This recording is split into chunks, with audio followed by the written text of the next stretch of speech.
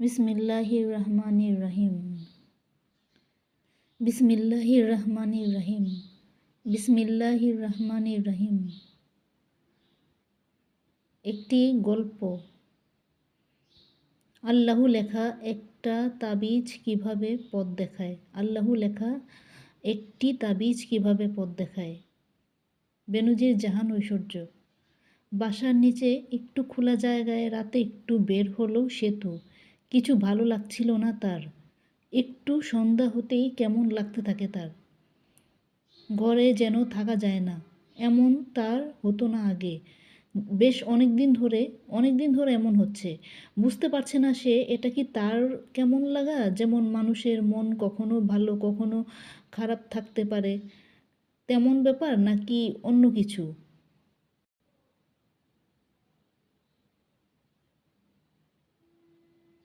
সে আনমনে হাঁটছে আর দোয়া করছে, আল্লাহ এটা দাও, আল্লাহ ওটা দাও।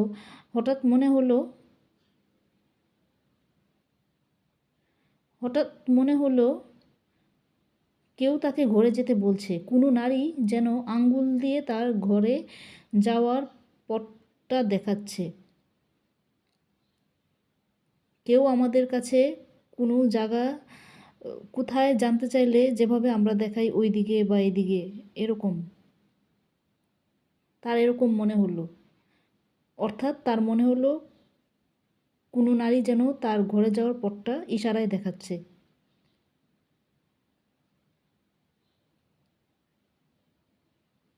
তার মনে হলো এটা তার তাবিজ, আল্লাহু লেখা থাকে। যদিও সে তাবিজ পড়তো না বা পড়ে না, আর অনেক দিন দুয়া আমলও করেনি। মাঝে মাঝে কিছু ভাবতে ভাবতে হঠাৎ চোখে পড়ে লেখাটা। তার একটা ভাবনার সমস্যা আছে। কোনো কিছু বললে বা শুনলে তার মনে হতে থাকে সে কথাটা কিভাবে বলল বা শুনল, কেমন একটা তার মধ্যে পেচ লাগতে থাকে। এটা একটু কমলেও ঠিকই রয়ে গেছে। সে এটা এটা আগের চেয়ে একটু কমলেও কিছুটা রয়ে গেছে ভালোভাবেই, কিন্তু এটা সে জানে না। যে এটা কি তার আগে পেস লাগতো সেই সমস্যা নাকি অন্য কোনো সমস্যা। তাবিজ পরা শিরক সে শুনেছে অনেকবার, তাই সে পড়ে না সব সময়।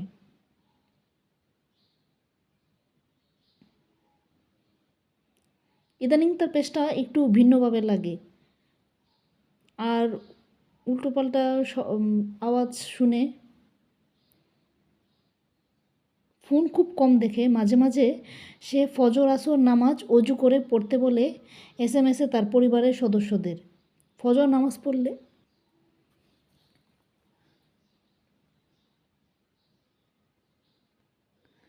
ফজর নামাজ পড়লে আল্লাহর জিম্মায় থাকে সেই ব্যক্তি, আর আসরের নামাজ পড়লে পরিবারে শান্তি থাকে। ঘরে গেলেও সে এমনভাবে গায়েবী নির্দেশ সে আগেও পেয়েছে কিছু বিষয়ে। ইদানিং যেসব সে কখনো করেনি সেসব একটু করে ছোট হচ্ছে, একটু করে করে ছোট হচ্ছে, একটু করে করে ছোট হচ্ছে। তাকে সবাই সম্মান করতো, এখনও করে। সে পর্দার সাথে চলে, খুব কম কথা বলে। সে বুঝতে পারে মানুষ তাকে সম্মান করে, আর সে তো কারোর সাথে তেমন কথা বলে না। আয়াতুল কুরসি পড়ে প্রতিদিন। অজু করতে কষ্ট হলে তায়াম্মুম করে নামাজ পড়া যায়। আবার সে শুনেছে পানি পাওয়া না গেলে তায়াম্মুম করা যায়। আবার পানি থাকলে বা সমস্যা না থাকলে অজু করতে হয় নামাজের আগে। ছোট হয়েছে যে ব্যাপারটা ছোট হয়েছে কিছু মানুষের কাছে।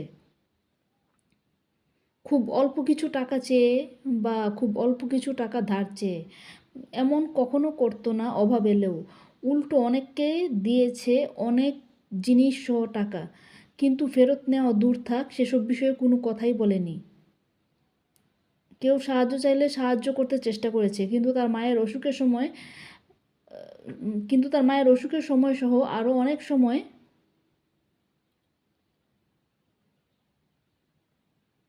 অনেকের অনেক ফালতু রূপ আর আসল রূপ সে খুব বাজেভাবে দেখেছে। তারা এতটাই খারাপ আর অকর্মণ্য যে তার মায়ের কঠিন অন্তিম সময়েও মাকে দেখতে আসেনি, আবার সে সেবা করেনি বলে অভিযোগ করেছে। আজ মা নেই তার, খুব মনে পড়ে তার মাকে। মা অনেক সময় তাকে অনেক কষ্ট দিয়েছে, অনেক কষ্ট দিয়ে কথা বলেছে, কিন্তু তাকে অনেক সম্মান করতো, ভালোবাসতো। কিন্তু তার মা তাকে অনেক ভালোবাসতো। খাওয়া পড়া নিয়ে তাকে ভাবতে হতো না, খাবার রান্না করে রাখতো মা। এখন সেই দিনগুলো নেই। যাদের মা নেই তারা ব্যাপারটা বুঝতে পারবে। চোখে ইদানিং ভাসে দিনগুলো তার। তাই মা বাবাকে কষ্ট দেওয়া ঠিক না। মা মা বাবা থাকতে মনে হয় যে তারা বেশি করছে, কিন্তু যখন মানুষ নিঃসঙ্গ থাকে তখন তাদের তখন মা বাবার কথা, মা বাবার গুরুত্ব তখন তারা বুঝতে পারে। তখন তাদের অনেকেই মা বাবার গুরুত্ব বুঝতে পারে। সবাই বুঝতে পারে কি না সেটা তো শুধু আল্লাহই জানে। মাঝে অনেক মানুষ অনেকভাবে উৎপাত করলেও সেসব অনেকটাই কমেছে অনেক আগেই। উৎপাত বলতে অনেকে ফোন করে কথা বলতে চাইতো মানে বাজেভাবে, তারপরে বিভিন্ন উল্টাপাল্টাভাবে মানে প্রশ্ন করত, আবার বিভিন্ন উল্টাপাল্টা প্রশ্ন করত, কীভাবে যেন কথা বলতো না, কথা শোনানোর মতো কিছু নেই, তবুও তারা মানে কথার ধরন, তাদের কথার ধরন বা ব্যবহারের ধরন তার ভালো লাগতো না। টাকা ধার দেয়নি বা দেয়নি কেউ, উল্টো মিথ্যে বলেছে। তবে কিছু মানুষ অপমান করেনি, সাহায্য করেছে একটু হলেও, তাও ভদ্রভাবে। তাদের জন্য আর আরও অনেকের জন্য মন থেকে দোয়া করে সে প্রতিদিন। ধনী হওয়ার দোয়া করা বা ধার দেওয়া, বা একটু ধনী হওয়ার বা একটু টাকা পয়সার জন্য দোয়া করা, বা উত্তম সঙ্গী পাওয়ার জন্য দোয়া করা সে এড়িয়ে যেত কঠিনভাবে। এগুলো আমল সে করতোই না। তার সামনে এরকম আমল অনেকবার এসেছে বইয়ে বা ফোনে, কিন্তু সে এসব আমল করতোই না।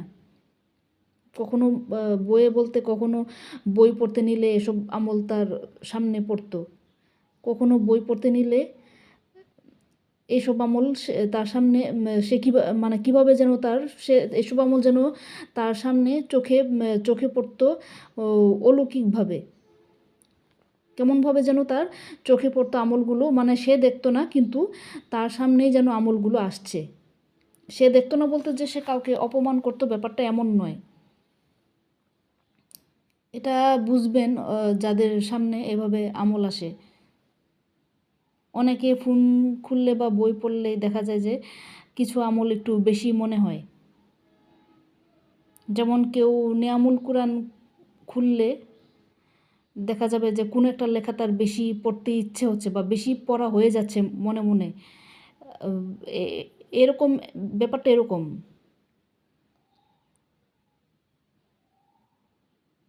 কখনো সে ভাবেনি ধার চাইবে, কিছু চাইতো না কারো কাছে, এটা ভেবেও তার একটা শান্তি ছিল, এটা ভেবেও শান্তি পেত। ইদানিং অনেক দোয়া করার পর টাকা না পেয়ে সে কেরিয়ার গঠন করার গুরুত্ব বুঝেছে। সে বুঝেছে দোয়ার পাশাপাশি চেষ্টাও করতে হয়।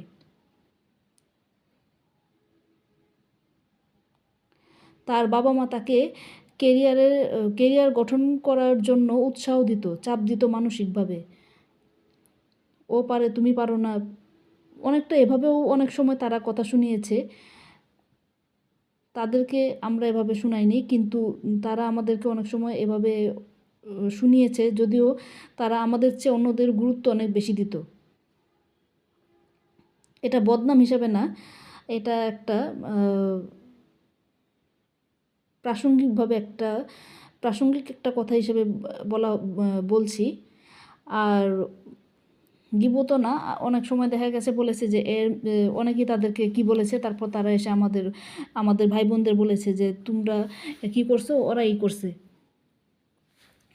তো আমরা তো আমাদের পিতামাতাকে সম্মান করেছি, তাও অনেক মনে হয় যে কিছুই করতে পারিনি তাদের জন্য। টাকা পাইনি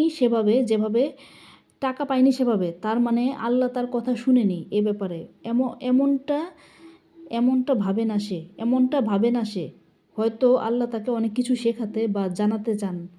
যখন যে মানুষগুলো তার থেকে এত সাহায্য নিয়েছে, তার থেকে সাহায্য নিয়েছে অনেক, তারা যখন কেমন ব্যবহার করলো, একটু সামান্য সাহায্য করলো না, তখন সে বুঝতে পেরেছে যে কেন অনেকে সাহায্য করে না, হয়তো তারা সাহায্য পায়নি। যদিও সে এই ব্যাপারে উৎসাহ দেওয়া হচ্ছে না, কিন্তু কথাটা হচ্ছে যে অনেক ধনী কিন্তু অনেকে সাহায্য করে না, কেন করে না, হয়তো এসব কারণেই যে তারা এরকম ব্যবহার কষ্টের সময় পেয়েছে।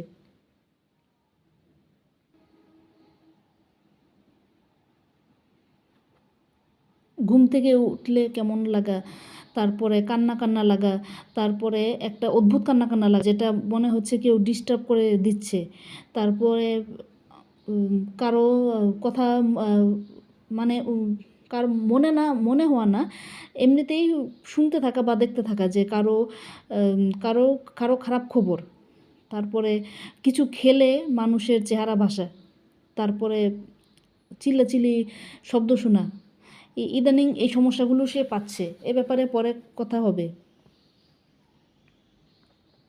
হয়তো আল্লাহ তাকে অনেক কিছু শেখাতে বা জানাতে চান। যখন সে দেখলো মানুষগুলো এরকম, তখন সে বুঝলো যে সবাইকে সাহায্য করতে নেই, কারো ক্ষতিও করা ঠিক না, আবার সাহায্যটাও মানে বুঝে করা ভালো।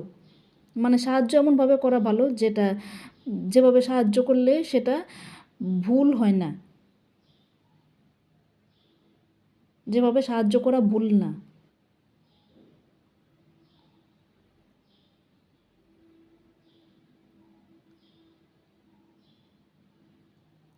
যখন যখন যখন ছোট বা অপমান বোধ করেছে,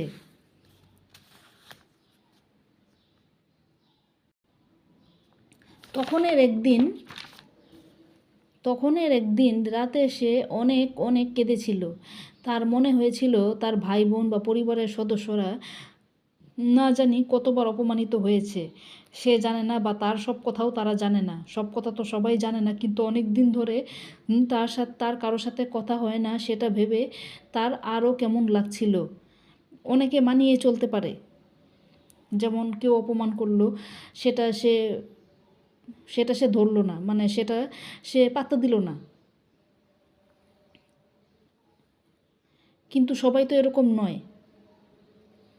না জানি কত মানুষের কত সমস্যা, যেসব কেউ জানতেও পারে না।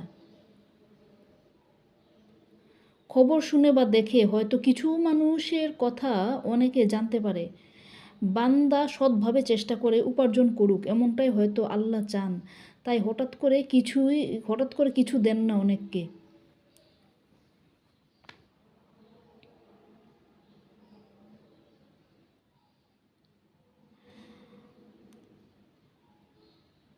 রাসূল সাল্লাল্লাহু আলাইহি ওয়াসাল্লাম কোনো সমস্যা দেখলে 2 রাকাত নফল নামাজ পড়তেন। 2 রাকাত নফল নামাজ এমনিতেও মাঝে মাঝে পড়া ভালো। আবার কিছু সময় নামাজ পড়া যায় না, নামাজের কিছু সময় আছে নিষিদ্ধ। আবার ফরজ নামাজগুলোর ওয়াক্তে নফল নামাজ হয়তো পড়া ঠিক না। হুজুর কবিরাজ একটু খুঁজলেও তেমন কাউকে পায়নি। যাদের সাথে কথা হয়েছে তাদের অনেকে একটু খুঁজলে বলতে সে অনেক কাহিনী তার সামনে এসেছে যে অনেকে এসব চেষ্টা অনেক করেছে কিন্তু সফল হয়নি, কিন্তু আবার অনেকে সফল হয়েছে। যাদের সাথে কথা হয়েছে তাদের অনেকে ব্যস্ততার বিরক্তি দেখাচ্ছিল। সুযোগ পেয়ে যেন শয়তানি বেড়ে গিয়েছিল তাদের, রাগ দেখিয়ে কথা বলছিল। যখন বলা হয়েছে তখন কেন কল দেয়নি, কম টাকা বা টাকা ছাড়া কাজ করা যাবে না, কেউ বলল জিনের সমস্যা, কেউ যেটা অনেক মেয়েরই হয়, আবার কেউ বলল তাবিজ করছে বাজেভাবে, কে করছে বলা যাবে না, সুযোগ নিল কারণ বারবার জানতে চাইলেও বলল না কে কী করছে, কেউ বলল সমস্যা আছে, কেউ রুকিয়া করতে, কেউ আমল করতে বলল, কেউ তেল পড়া পানি পড়া দিল, নামাজ পড়তে গেলেও অসুবিধায় পড়তো, কেউ তার মধ্যে কথা বলতে থাকতো ভিন্ন কিছু কণ্ঠে, ভিন্ন কিছু কণ্ঠে, কোনো নারীর চিৎকার শুনতো, অশান্তি মারামারির আওয়াজ হতো, নামাজের সমস্যাগুলো কিছুটা কমেছে। দুইজন কবিরাজ দুইজন কবিরাজ দুইজন কবিরাজ ভিন্ন দুই জায়গা থেকে তাকে একই সমস্যার সমাধানও একই বলেছে। এটা একটু বিস্ময়কর ব্যাপার। খুব বাজেভাবে কেউ নাকি তাবিজ করেছে, আর 41টা কবুতর আর 41টা কবুতর সহ আরও কিছু জিনিস লাগবে সমাধান করতে। তখন নাকি জানা যাবে কে কী করেছে। অনেকটা টাকার ব্যাপার, তাই তখন আগায়নি সে। তার মা বাবা অনেকের উপকার করেছে। মা 5 ওয়াক্ত নামাজ পড়তো, জাকাত দিত, ডায়াবেটিক্স ছিল, বাবাও নামাজ পড়তো। হজ করতে চাইলেও পারেনি, কারণ ক্যান্সারে আক্রান্ত হয়ে আল্লাহর কাছে চলে গিয়েছিলেন তিনি। মারা যাওয়ার আগের বছরেই কেউ হজে গিয়ে নবীজি সাল্লাল্লাহু আলাইহি ওয়াসাল্লামের রওজা থেকে উনার কণ্ঠ শুনতে পেয়েছিলেন স্বপ্নে। মানে স্বপ্নে একটি কথা শুনে উনার মনে হয়েছিল এটি এই এই কণ্ঠটা তার বাবার। তিনি সেটা জানালে তার বাবা অনেক খুশি হয়েছিলেন, কারণ তিনি খুব নবী ভক্ত ছিলেন। উনার অফিসে নবীজি সাল্লাল্লাহু আলাইহি ওয়াসাল্লামের রওজার একটা বড় বোর্ড ছিল।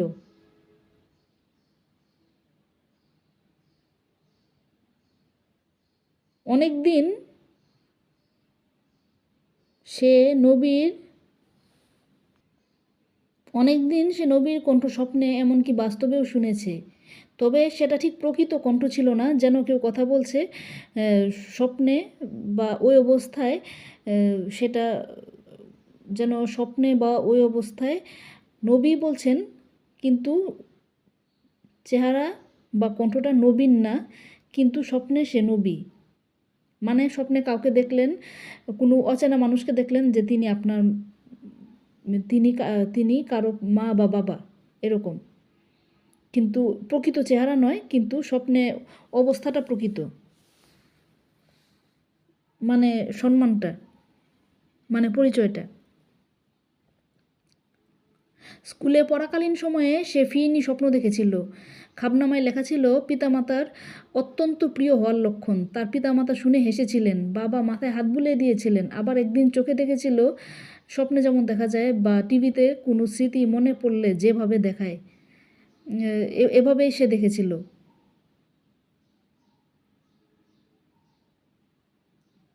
বাসার সামনে আম গাছে একটা বানর। সে দেখেছিল বাসার সামনে আম গাছে একটা বানর। খাবনামায় লেখা ছিল কোনো মহিলার জাদুতে ফেঁসে যাওয়ার লক্ষণ। কিছু দোয়া সকাল বিকেল, কিছু আমল সকাল বিকেল করলে জাদু থেকে নিরাপদ থাকা যায়। সূরা ইখলাস, সূরা ফালাক, সূরা নাস, বিসমিল্লাহির রহমানির রহিম সহ সকালে বিকালে রাতে ঘুমের আগে পড়তে হয় 3 বার করে। আমলটা এরকমই।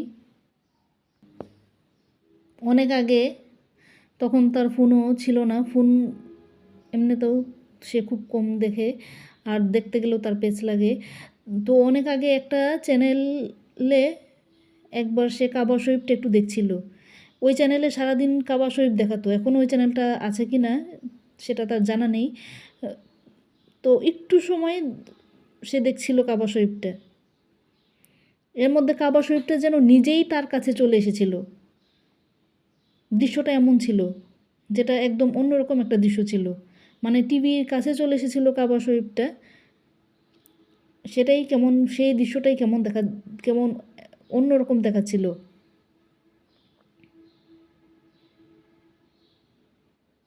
একটি যুদ্ধবিধ্বস্ত জায়গা, যেখানে একটি মেয়ে একটি ছোট বাচ্চাকে কুলে তুলে নেয়। বাচ্চাটির কেউ নেই, সবাইকে হারিয়েছে।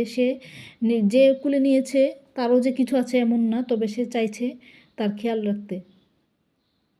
এরকম একটা দৃশ্য সে একবার চোখে দেখেছিল। মাঝে মাঝে এমন কিছু সে দেখে। আগে এসব দেখতো, কিন্তু ইদানিং এসব কমই দেখে। মাঝে মাঝে একটা মেয়ে বিড়াল সাদা তার কাছে আসে।